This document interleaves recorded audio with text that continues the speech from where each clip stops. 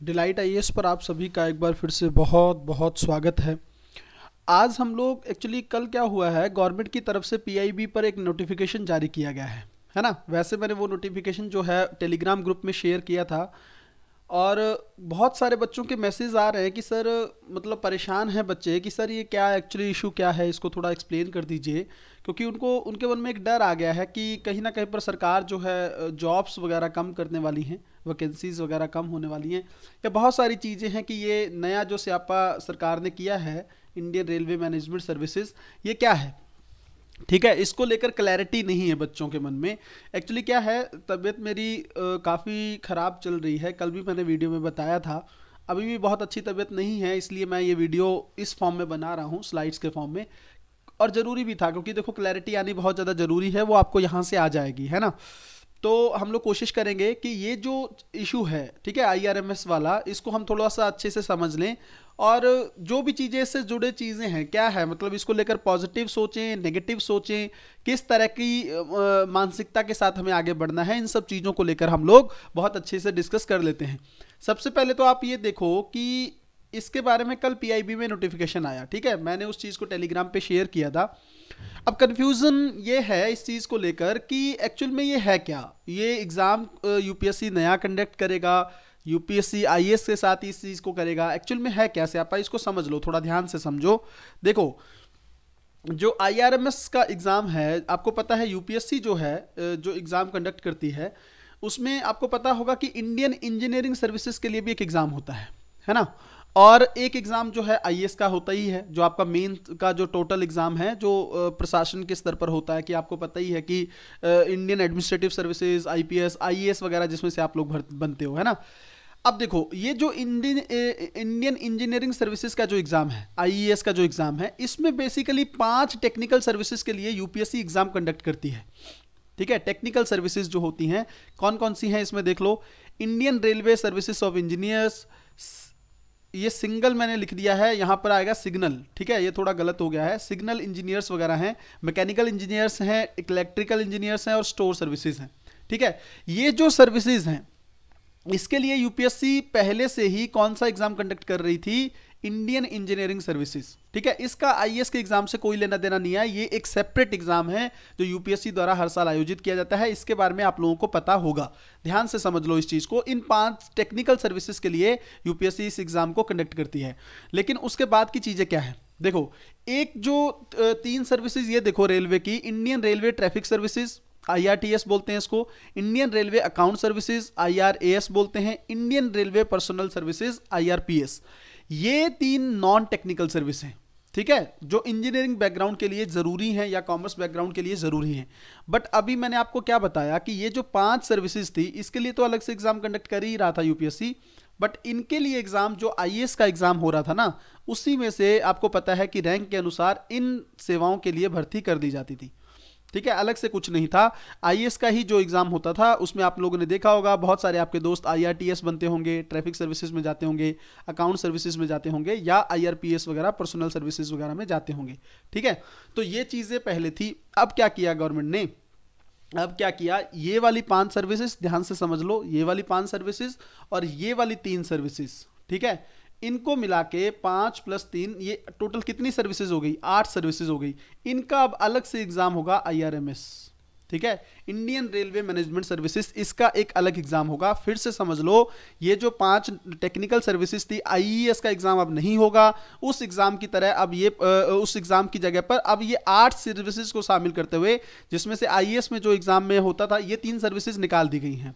ठीक है, और ये 2023 से ही होने वाला है। ठीक है, तो अलग से नहीं होगा, अब 2023 से आप चीजें मान के चलो कि इसके लिए सरकार ने कंफर्म कर दिया। ये चल रही थी चीजें, आज से 1-2 साल पहले सरकार ने बोला था, बट क्लियर नहीं था कि कब तक हो पाएंगी। सॉरी, थोड़ी तबीयत ठीक नहीं है, क्लियर नहीं था इस चीज को लेकर कि कब तक ये चीजें हो पाएंगी। लेकिन अब सरकार ने इस पर मोहर लगा दी है, 2023 का जो आईएएस का एग्जाम होने जा रहा है, इससे ये चीजें इंप्लीमेंट होंगी। होगा क्या, इंडियन एडमिनिस्ट्रेटिव सर्विसेज को लेकर जो एग्जाम होता है आईएएस वाला, उसमें से ये 3 सर्विसेज निकाल दी जाएंगी और 5 सर्विसेज ये जो हैं, इनको मिलाकर एक अलग एग्जाम कंडक्ट करेंगे। अब ध्यान से समझो पैटर्न क्या रहेगा। देखो, यूपीएससी का प्रीलिम्स का एग्जामिनेशन होता है, इसमें 2 पेपर होते हैं, जीएस का पेपर होता है, सीसेट का पेपर होता है। ठीक है, 2 पेपर होते हैं। सीसेट क्वालिफाइंग पेपर है, लगभग 66 मार्क्स आपको इसमें चाहिए और जीएस के बेस पर मेरिट बनती है ना। इसमें जो मेरिट को क्रॉस करता है, जो कट ऑफ को क्वालिफाई करता है, वो बच्चे मेंस लिखते हैं।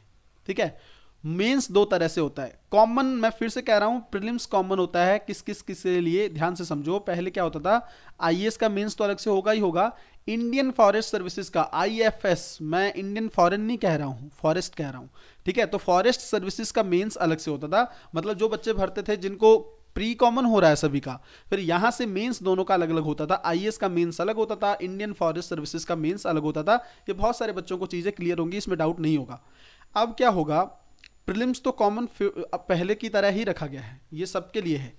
एक तीसरा मेंस और होगा इंडियन रेलवे मैनेजमेंट सर्विसेज का, IRMS। ठीक है, अलग से एक मेंस होगा। प्रीलिम्स कॉमन है, फिर से मैं कह रहा हूं, जो बच्चे प्रीलिम्स देंगे सभी लोग प्रीलिम्स देंगे, एक ही प्रीलिम्स होगा सबके लिए। ठीक है, दूसरा, इसमें जो क्वालिफाई करेंगे वो जिस बच्चे ने रेफरेंस भरा होगा, जैसे मान लीजिए आईएएस का मेंस तो लगभग सब भरते हैं। अब कुछ सिलेक्टेड बच्चे होते हैं जिनका ग्रेजुएशन फीडबैक कुछ अलग होता है, अलग रिक्वायरमेंट्स होती हैं, वो इंडियन फॉरेस्ट सर्विसेज एग्जाम देते हैं। ठीक है, और कुछ ऐसे होंगे जिनके अभी हम लोग बात करने वाले हैं कि इसमें कौन कौन से लोग एलिजिबल होंगे। फिर ये बच्चे जो हैं इनका अलग से मेंस होगा इंडियन रेलवे मैनेजमेंट सर्विसेज का। ठीक है, प्रीलिम्स कॉमन होगा, मेंस 3 होंगे, आईएएस का मेंस, इंडियन फॉरेस्ट सर्विसेज का main, Indian railway management services का मेन। ठीक है, अब यहाँ पे आपको क्लियर हो गई। अब IRMS जो है सर्विस है, अब सरकार ने ये बोल दिया है कि 150 जॉब्स हैं 2023 में इसकी। तो एक चीज आप मान लो 1000 जॉब्स आती है ना आईएएस के लिए, मान लीजिए पिछले से पिछले साल ऐसा कुछ रहा है आंकड़ा, तो 1000 में आप 150 लेस कर दो। ठीक है, तो लगभग आप देखेंगे तो अब जो वैकेंसी है वो 850 के आसपास आएंगे, अगर सरकार उसी पैटर्न पर चलती है। अगर सरकार इसमें भी और कमी कर देती है तो कुछ कह नहीं सकते, बट रफली अगर आप देखोगे तो ये चीजें यहां से निकल जाएंगी। इसके लिए अब आईएएस का एग्जाम नहीं होगा। ठीक है, अब देखो किस किस के लिए कैसी जॉब हैं। देखो 150 में 30 सिविल इंजीनियरिंग के लिए हैं, 30 जो हैं वो मैकेनिकल इंजीनियरिंग के लिए हैं, इलेक्ट्रिकल इंजीनियर के लिए 60 जॉब हैं और कॉमर्स के लिए 30 जॉब हैं। ये थोड़ा सा यूनिक है और अच्छी चीज़ है कॉमर्स बैकग्राउंड वाले बच्चों के लिए। ठीक है, इसमें क्या है, कॉमर्स बैकग्राउंड वाले बच्चे ही अप्लाई कर सकते हैं। तो जैसे इंडियन फॉरेस्ट सर्विस में कुछ सिलेक्टेड ग्रेजुएशन वाले बच्चे ही अप्लाई कर सकते थे ना, इसमें वही कर सकते हैं। कौन कौन से बच्चे देख लो इधर, सिविल इंजीनियरिंग वाले अप्लाई कर सकते हैं, मैकेनिकल इंजीनियरिंग वाले अप्लाई कर सकते हैं, इलेक्ट्रिकल इंजीनियरिंग वाले अप्लाई कर सकते हैं, कॉमर्स बैकग्राउंड वाले जिनकी ग्रेजुएशन है उसमें वो कर सकते हैं अप्लाई। ठीक है, तो इनके लिए इस तरह से जॉब है। अब ध्यान से समझ लो मेंस का पैटर्न क्या होगा IRMS का। यूपीएससी मेंस तो पता है ना आपको, यूपीएससी का जो मेंस होता है उसमें तो बताने की जरूरत नहीं है, वो ऑलरेडी मैं पैटर्न क्लियर कर चुका हूँ। IRMS की हम लोग बात कर रहे हैं। दुविधा है आपके मन में बहुत बड़ी, उसको मुझे बहुत आसान शब्दों में क्लियर करना है। देखो इसमें बच्चे अगर आप देखोगे ना तो 3 पेपर्स हैं। ठीक है, वैसे तो 4 पेपर होंगे, मैं बता देता हूँ कैसे, बट 3 मेन पेपर है। देखो इंग्लिश का पेपर आईएएस में भी होता है, उसी तरह से इसमें भी इंग्लिश क्वालिफाइंग का पेपर होगा। ठीक है, इंग्लिश क्वालिफाइंग की मैं बात कर रहा हूँ। दूसरा पेपर इसमें रीजनल लैंग्वेज का होगा, ये आपको पता है आईएएस में भी होता है। इसमें आप हिंदी, पंजाबी कुछ भी ले सकते हैं, कोई भी रीजनल लैंग्वेज ले सकते हैं इसमें। ठीक है, तो ये आपका इसमें भी होगा। 2 पेपर हो गए। अब इसमें यूपीएससी में तो जीएस के 4 मेंस हैं। ठीक है, अब वो इसमें कुछ नहीं है, ऑप्शनल होगा 1। ठीक है, 1 ऑप्शनल चुनना होगा आपको और उसके होंगे 2 पेपर। तो टोटल पेपर देखोगे 1, 2 और इसके 2 पेपर 2, तो टोटल होंगे 4 पेपर। ठीक है, और ओवरऑल देखेंगे तो इंग्लिश, रीजनल लैंग्वेज और ऑप्शनल का पेपर है। ठीक है, ऑप्शनल के 2 जो आपके हैं पेपर होंगे, जैसे इसमें ऑप्शनल आप कॉमर्स रख सकते हैं। ठीक है, और जो मैंने 4 पीछे बताए हैं वही ऑप्शनल इसमें रहेंगे, वही बच्चे पेपर दे सकते हैं, उसी में से ऑप्शनल आपको चूज करना होगा। ऑप्शनल होने के बाद आपका इंटरव्यू होगा, जिसमें आप लोग सेलेक्ट होके IRMS सर्विसेज में जाएंगे। ठीक है, तो यहां पर चीजें क्लियर होंगी। इस तरह के पेपर में, इसके पैटर्न में क्या है, बहुत आसान इन्होंने पैटर्न रखा है। इंग्लिश का पेपर है, रीजनल लैंग्वेज का पेपर है, ऑप्शनल का पेपर है। वो कैसे होगा, एक दिन में सभी पेपर होंगे, 1 या 2 ये वाले होंगे या फिर अलग अलग होंगे, वो डिपेंड करेगा जब इसकी डेट शीट आएगी। ठीक है, आपको अभी सिर्फ पैटर्न समझना है, अभी आपको इसका पैटर्न समझना है। 1-2 मिनट में फिर से रिवाइज कर देता हूं, चीजें क्लियर होंगी। देखो पहले यूपीएससी क्या करता था, 5 टेक्निकल सर्विसेज जो रेलवे की होती थी, आपको पता है ना कुछ चीजें टेक्निकल होती हैं, उसमें हम लोग हर पर्सन नहीं जा सकता है उसमें। ठीक है, तो उन टेक्निकल सर्विसेज के लिए यूपीएससी एग्जाम कंडक्ट करता था, इंडियन इंजीनियरिंग सर्विसेज। ठीक है, सब क्लियर है। उसके लिए इन 5 सेवाओं के लिए भर्ती की जाती थी। अब क्या बोला है कि नहीं, अब वो 5 तो हैं अलग कर ली, प्लस इन 3 को, ये जो आईएएस में भरी जाती थी, आईआरटीएस, आईआरएएस, आईआरपीएस, इनको मिलाकर 8 सर्विसेज हो गई। अब इसके लिए एक अलग एग्जाम होगा आईआरएमएस, ठीक है। इस एग्जाम का पैटर्न मैंने आपको बता दिया है। और कौन कौन से बच्चे दे सकते हैं? सिविल इंजीनियरिंग वाले, मैकेनिकल इंजीनियरिंग वाले, इलेक्ट्रिकल इंजीनियरिंग वाले और कॉमर्स बैकग्राउंड वाले, ये बच्चे एग्जाम दे सकते हैं, इसमें फिल कर सकते हैं। पैटर्न क्या होगा? एक इंग्लिश का पेपर होगा, रीजनल लैंग्वेज का पेपर होगा, ऑप्शनल का एक ऑप्शनल होगा, फिर से कह रहा हूं ऑप्शनल एक होगा, उसके पेपर 2 होंगे, ठीक है। पेपर 2 होंगे तो टोटल 4 पेपर होंगे। जो बच्चे इनमें क्वालिफाई करेंगे उसके इंटरव्यू लिया जाएगा। यहाँ तक तो चीज़ें आपको अच्छे से क्लियर हो गई। अब मुझे ये बताओ, जो सबसे बड़ी परेशानी है, जो आप लोगों ने कल से मैसेज की भरमार कर रखी है कि सर इसको लेकर क्या सोचा जाए। अब नेगेटिव, बहुत बच्चे नेगेटिव हो गए हैं। ध्यान से समझो, देखो आज अगर जो चीज़ें अभी बताने जा रहा हूँ अगर समझ गए ना ध्यान से, तो ज़िंदगी में कुछ भी पैटर्न में बदलाव हो, प्रभाव आप लोगों को दिक्कत नहीं होगी, आप लोग इफेक्टेड नहीं होंगे। क्या है देखो समझो, मान लीजिए वैकेंसीज है, ठीक है। अब वैकेंसीज, एक चीज पर पहले तो नॉर्मल ये बताओ, मान लीजिए सरकार कोई बदलाव करती है, ठीक है, मान लीजिए सरकार कोई बदलाव करती है, आपके हाथ में है क्या? वो आपके हाथ में है? उस बदलाव को आप चेंज कर सकते हो? नहीं कर सकते ना। आप सरकार चेंज कर सकते हो 5 साल बाद, वो एक अलग मैटर है, ठीक है, आपके पास वो पावर है। बट आप सरकार ने कोई डिसीजन लिया, आप उसको नहीं बदल सकते। मतलब जो चीज़ हम चेंज नहीं कर सकते, उस चीज़ के लिए परेशान होने का कोई मतलब बनता नहीं है। उसके लिए परेशान होने का कोई मतलब नहीं बनता जिसको हम चेंज नहीं कर सकते।